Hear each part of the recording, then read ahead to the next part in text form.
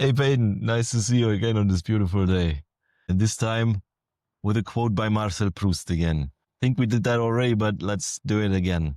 Because we cannot step into the same river twice because either we change or the river changes. And here's what he said. We don't receive wisdom. We must discover it for ourselves after a journey that no one can take for us or spare us. So what comes to mind hearing this again? Wisdom is much different than knowledge.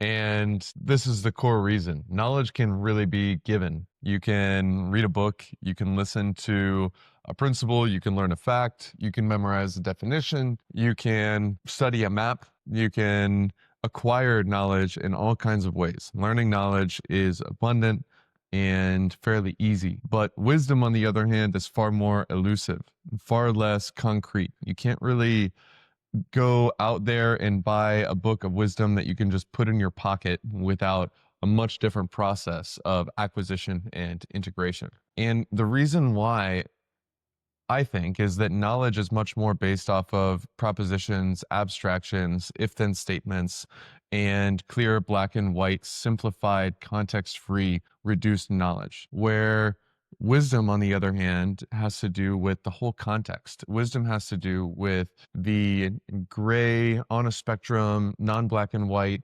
interchanging, many offsetting forces with many priorities and an uncertain playing field that's changing. And so the context needed to make a lot of the decisions in our life and to strike the right balance with this conversation, with this important life decision, with do we say yes or no to this opportunity in front of us, not knowing what opportunities will come after, not knowing what we don't know about this opportunity, not knowing how the future will change and how this thing will play out. This is the realm where wisdom becomes very important. When we must have a hard conversation and we don't know whether to do it in this forceful way or this soft way, or right now or later, or if we want to commit to this potential possibility in front of us, or do we wait on the next thing to come? This is the realm of wisdom. This is the realm of decisions that end up being upstream of the directions in which our life goes, and the conversations that are upstream over how so much of our relationships play out. This hard conversations, easy life, easy conversations, hard life is an example of wisdom in action. And so we can't go out and get this wisdom from a podcast. And the closest thing to acquiring wisdom from without experience is to have good mentors and to talk to them and try to help them gain a lot of the context we're in and almost try to get that secondhand wisdom. And this is super, super helpful. That's kind of the closest we can get to learning wisdom from others' experience rather than our own. But the truth is that until we have learned the hard way, until our body has been trained by how something feels and how something goes when we do something over and over, and we see how things play out when we lean into this kind of a situation, we see how things play out when we avoid this kind of a situation, or when we dive all the way into something that's like this versus when we hold back and don't dive into something like this. This is the way that wisdom is gradually trained through trial and error, kind of the hard way, through our own lived experience, through the whole context of how a circumstance with all of its momentums, all of its energies, and all of the knowledge too, as a factor, is all kind of baked into this intuitive feeling where our body can guide us toward moving in this direction or that direction without giving us a mathematical proof or a logical word proof or an argument. And that's the sort of 10,000 input internal body calculator, inner GPS that wisdom can become for us, but only once it's trained with real experience in the real world. How do you think about this? What trains wisdom? What are the ways that we cannot shortcut this versus the ways that we can? And how might some of the things that are the most painful and challenging in our lives actually be exactly the tuition that we might need to pay in order to grow in this most important way? Great conclusion you already made. There is a difference between wisdom and knowledge, and that wisdom has to be trained into our system through our lived experience. This is actually the difference. You pinpointed very well. And our hardest moment will show us very well what works and what doesn't. And sometimes it's just painful, but the process of going from that point of like you feel the impact of a loved one deceased, or you feel the impact of a job not well done, and then you kind of go through all this pain and struggle, but only to emerge on the other end looking back and making sense of it. So it's always the reflection process which is part of the wisdom growth process, because you reflect on your experience and it's your task to generate wisdom out of this experience in terms of, okay, I did this and I behaved like that, and what resulted from this was that I felt good and or bad, kind of very different ways. But through the reflection part of this process, you will make sense of every step on the way, and then you can derive your own principles from it and say, in these kinds of situations, I will from now on vote to behave generally like this, and I won't badmouth other people anymore, because the resulting feeling of that when I discovered the person was listening all along was very bad, and then our friendship broke apart, whatever. So you derive the principle through the reflection on your pain. And this is a very important process to not skip the reflection part, because learning and intelligence means also learning from your experience. And the faster you learn from your own experience, the more intelligent you handle the situation. And now, in a world where knowledge is everywhere, wisdom becomes more and more important. And like you said, connect with people, like-minded people, mentors, or old books. Sit down with old books and live the journey of the authors. They distilled their lifetime into their biography or their autobiography, only for you to cherry pick the nuggets of their lived experience that they share. And maybe they tell you the story of how they gained that nugget of wisdom. And you can imagine yourself being in their shoes, having empathy, and then living through their experience to gain their wisdom. So this is a really good approach, Peyton. I'm reminded of the saying on the macro scale. They say those who do not learn history are doomed to repeat it. And I think that's somewhat true a lot of times. But what's really true and very consistently true is those who don't admit their own mistakes to themselves are doomed to repeat them. This is where we can actually accidentally experience the full pain of some situation of totally getting our butt kicked. But if we try to deny the ways that we are responsible for what happens to us, if we try to just straight up blind eye and blame external circumstances or have a victim mentality about what went on and refuse to take ownership and responsibility of the ways that we are ultimately upstream of the effects that we experience in our own lives, or at least have clear, dispassionate awareness of the ways that our own decisions at certain points in time, or at many small points in time, led to the very circumstances in which we found ourselves that were unfortunate or inefficient or painful or just tragic in some ways, we will be doomed to repeat our own mistakes. And this is really important because you paid the price. You're going to experience this pain either way. You might as well learn from it so you don't have to just dive right into your same mistakes over and over and over and over, which is a symptom of pride, which is a symptom of our inability to admit to ourselves when we make mistakes in order that we can continue to proceed and learn and grow and gain wisdom so that we make different decisions in the future. It requires an awareness and the uncomfortable sort of humiliation of looking at our own past and seeing all the things that we actually could have done to change the circumstances or to steer the ship in a different way so that we wouldn't have ended up in this really shitty situation that we are encountering, surrounded, and besieged by.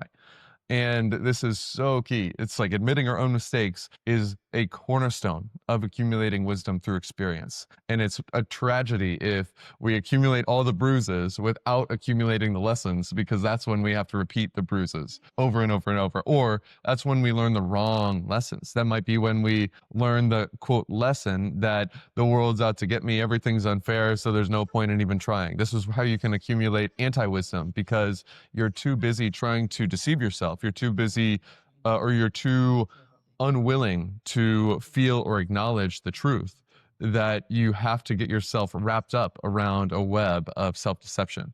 So this is a core element of this, of gaining wisdom. And anti-wisdom is also a good point. That's why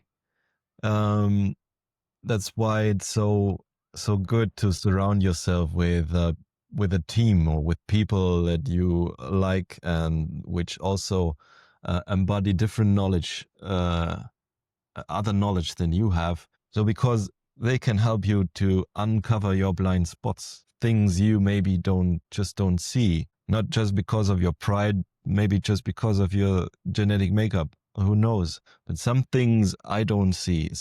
I don't see details, for example.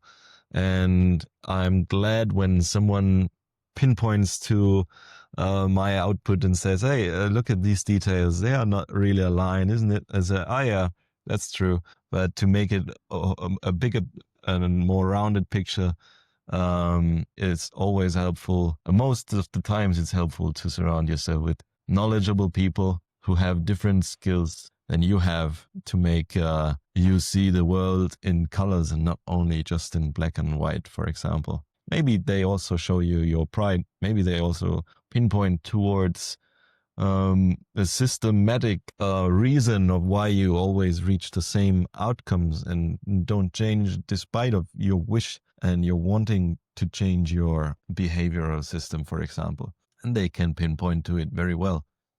And this is why I'm so grateful, for example, for our conversations, when we share what is bothering us or what is our challenges, and then we share maybe insights or different perspectives. And from that, we gain so much more than we could just gain from talking to ourselves or even with AI, because it's a whole different quality.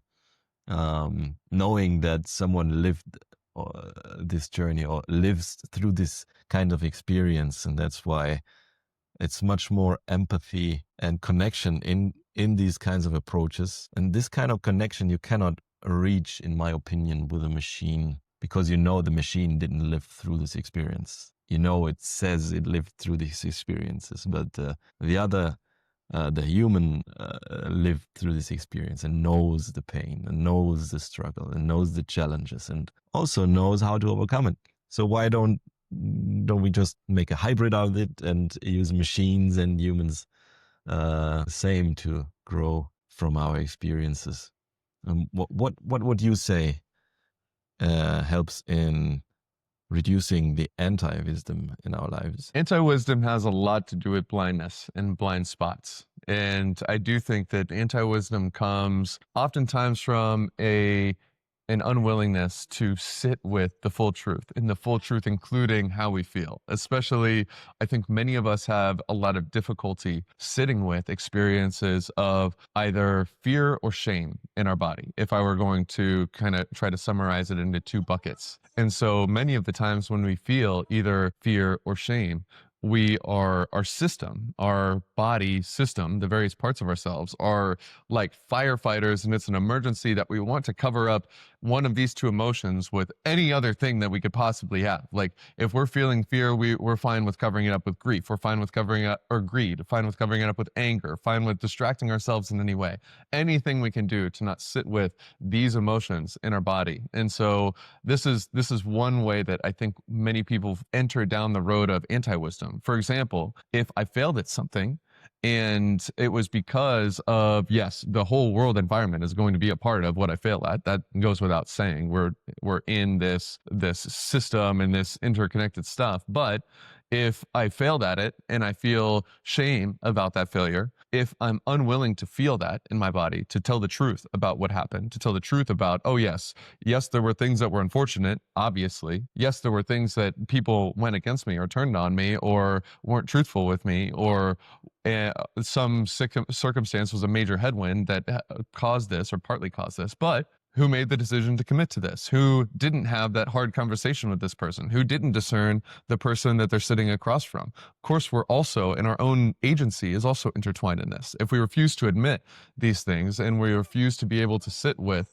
the shame or the fear, then we're going to cover it up. We're going to try to blind ourselves to it. We're going to try to, at all costs, desperately put something in front of this so I don't have to feel this damn feeling, because humans hate to feel this. And this can cause anti-wisdom. When we want to blind ourselves, we can absolutely succeed at it. It's pretty easy to blind yourself with a bunch of narratives and with an identity and with this house of cards that we try to build that ultimately is self-deception, and ultimately is self-deception that we desperately try to cling on to because it causes us to feel fragile, causes us to feel like we can't have this challenge. It causes us to feel defensive and to naturally respond with defensiveness to our own thoughts as well as to the thoughts of others.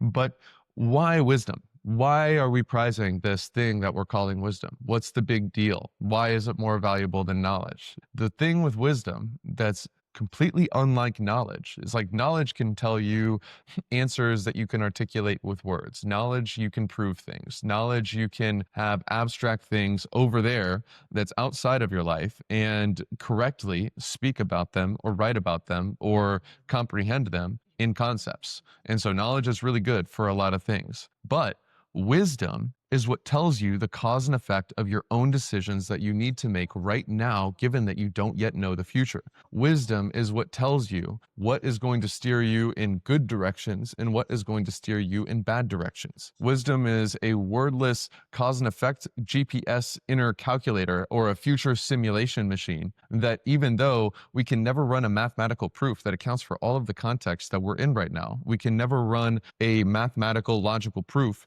that will tell us whether or not this opportunity in front of us is better than the 3 opportunities that might come next month if we're still a free agent, or if this is a unique thing that we need to act on. Wisdom is the thing that tells us if this conversation that we're called to have right now is going to actually, even though it's painful in the short term, is going to lead to a much better life in the long term. Wisdom guides us to the real cause and effect. Wisdom is the GPS that allows us to navigate toward a much better, smoother, easier life in the medium run and the long run that can compound to our benefit, as opposed to all of the ways that we're tempted to get ourselves into traps, into snares, or that we fail to avoid the snaps and snares and dangers that arise in our life, which will inevitably arise in our life. Wisdom is what can guide us toward a much better path for ourselves in a way that knowledge never can. Knowledge is too abstract. Knowledge is not fit to the context. There's 10,000 different things that 10,000 different people have said that contradict that are knowledge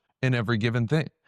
You can find somebody on both sides of, somebody will tell you that, oh, the key to being successful is to always dress really well and show up early and be super polite and never offend anybody. And then another person will tell you knowledge that, well, the way to succeed is to ride your own wave and to do things on your own terms and to be authentic with people because that's what resonates with people. What's actually going to be true in this situation? Or somebody says the best thing is to be super responsive. Somebody else says to guard your attention and your time so you can create. You can find people with different knowledge on both sides of any decision that you might want to make. And it's often contradictory. And when you look at your actual life, when you look at the decisions that you make or the moments that you have that are the most important toward the actual cause and effect of what it's like to be you, how your path goes, what you're able to accomplish in life, the people you're surrounded with, the connection you experience, the internal first-person experience that you have, they don't lend themselves to being distilled into logical proofs. We need wisdom that bakes in the full context, that bakes in our full embodied experience, and we need to follow our inner system that guides us in a much better way than the logical little ego that wants to figure everything out and deceives themselves into thinking it's realistic to get to the bottom of a complex decision could ever do. This is not the little ego brain figure it out narrative. I understand the whole world and I have all the knowledge I need to make the right decisions. Pay attention to the cause and effect. See if that goes well for you, especially in those moments where the story in your brain disagrees with the wisdom in your body. and you go with your brain instead of your body, how does that go? I think this is how a lot of us come to an appreciation of wisdom, is by ignoring it 10 times in a row and seeing that we get ourselves wrapped up into hell. And then we're like, oh my God, I've got to listen to this when I feel it. Yes, definitely. Listen to your body. It's like your guidance system, which is like baked through all your experiences and through all your knowledge.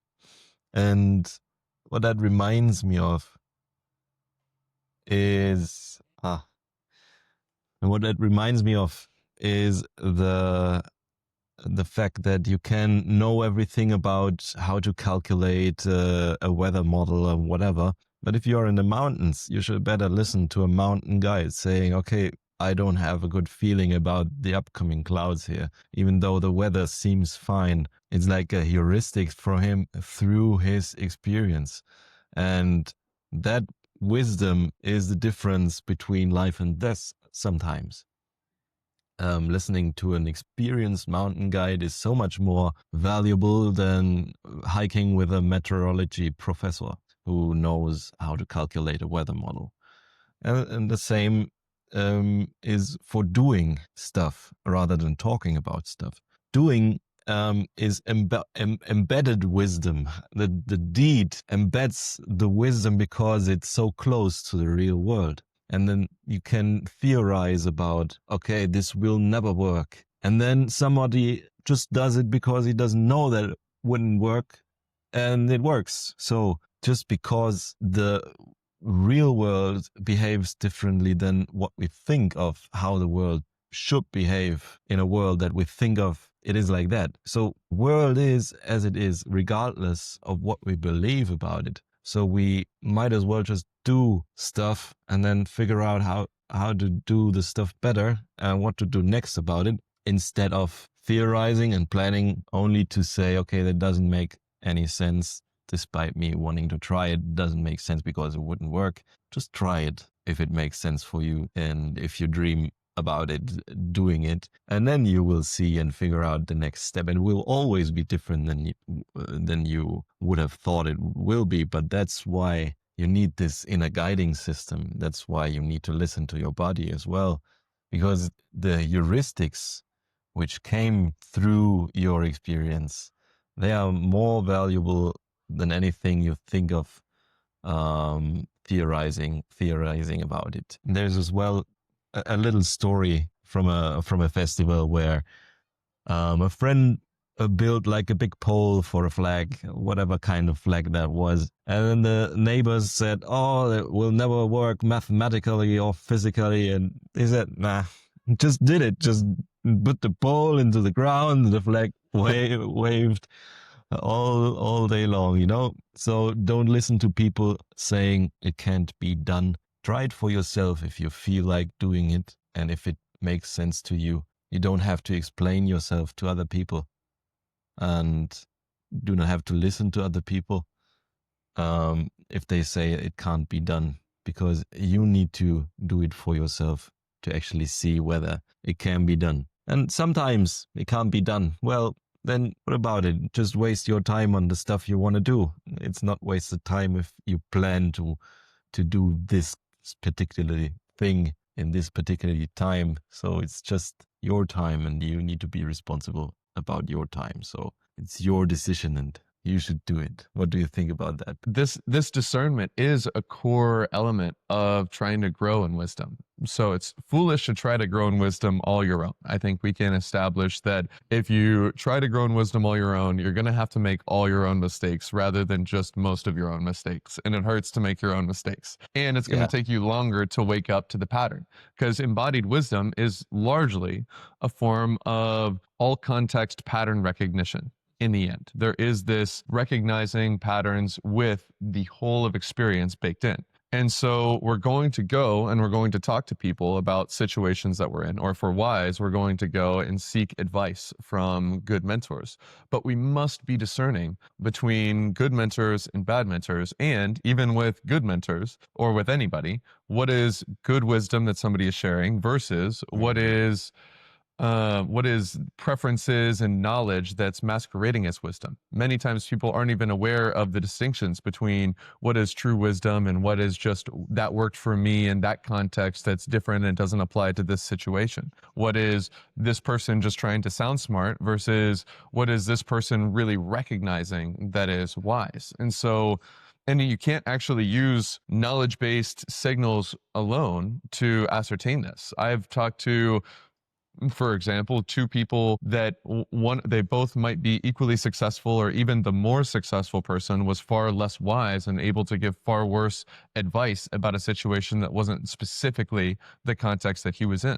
This person may be far more self-aware, and they may actually be, the wise mentor may be far more hesitant to actually tell you the exact specific, do this, say exactly this, do exactly this, do this time, this place, this tactic, because they recognize that many of our decisions, and true difficult decisions requiring wisdom, are very context dependent. So a wise mentor might share an experience they have to see what resonates with you, ask you several questions to try to guide you toward recognizing in yourself how you anticipate, with all of the context, the cause and effect playing out if you do this or if you don't do this.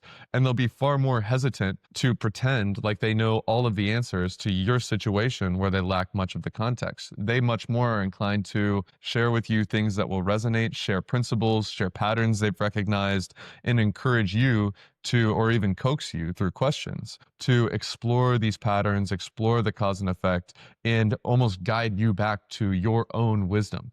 They recognize even that wisdom can't be taught and told and exported, and that it's almost in evoking your own inner compass in yourself and sharing their own patterns, their own high level feel, and then getting out of the way, because they see that the very fact of this person being in the context means that they probably need to come to an understanding of the right direction for themselves, and the right time, and the right balance, and the right tactics, and the right methods, and the right various factors to put in order. The ripeness of the action that's needed is specific and context specific and needs to be felt out. And so many mentors will refrain from pretending they know all the answers and giving us an easy formula and just do exactly what I say. And they will oftentimes share their own resonances, ask you questions, and work to guide you toward your own wisdom in the situation. And so I can share just a thought occurring to me is just as gratitude for these people that share their wisdom and their ways of helping you arrive at wisdom. I don't know where I'd be in my own journey without these kinds of people generously sharing what they've hard earned and hard won. And so, yeah, and as a last note, this fact that we must learn our experiences for ourselves, this fact that we must learn to recognize patterns from our own, oftentimes from our own toe stubs and our own frustrations and difficulties and pain and mistakes and traps. This is a silver lining that can be applied to many of our most challenging experiences. Almost everything that I've learned that was really valuable, I learned the hard way.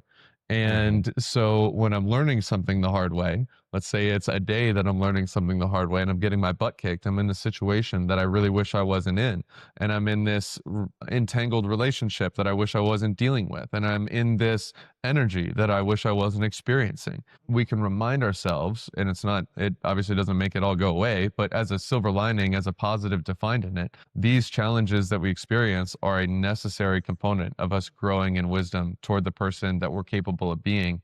And oftentimes in a life of growth, this wisdom will be applied in a context with greater stakes down the line. So we can remind ourselves of that when we're going through the inevitable difficulties, toe stubs, and reaping what we sow when we make mistakes in our life and when we make decisions that are unwise. A lot of times this is what's actually needed for our growth and development in this way.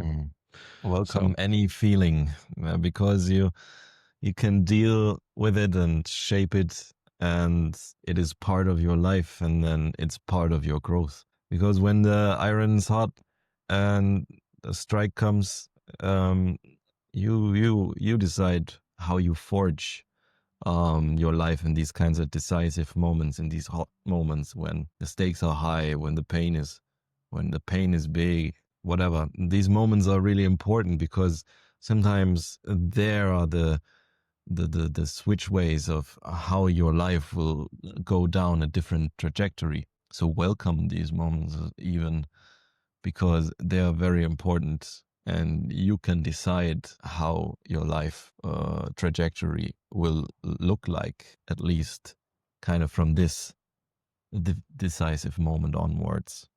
And yeah, I share the gratitude you feel with people who share their wisdom and their coaching and their knowledge, even knowledge, yeah, but who have wisdom and then kind of help you through the applied situation you are in right now. So I'm really grateful for these people as well.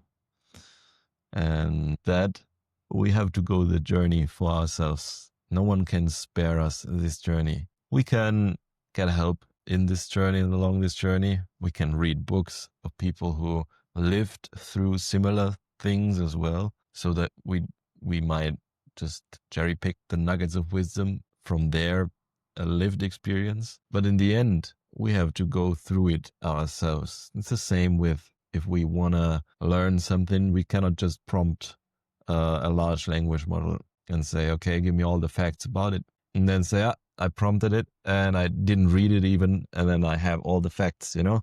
And these are most probably not all the facts or not accurate, because it's like an autoregressive statistical function producing these things, which naturally has like a inaccuracies baked into the system itself. So the thing is, we have to read through it and make sense of it ourselves. And better yet, we have to think for ourselves first of how we want to ask the question, how we want to learn the thing. And we have to think for ourselves.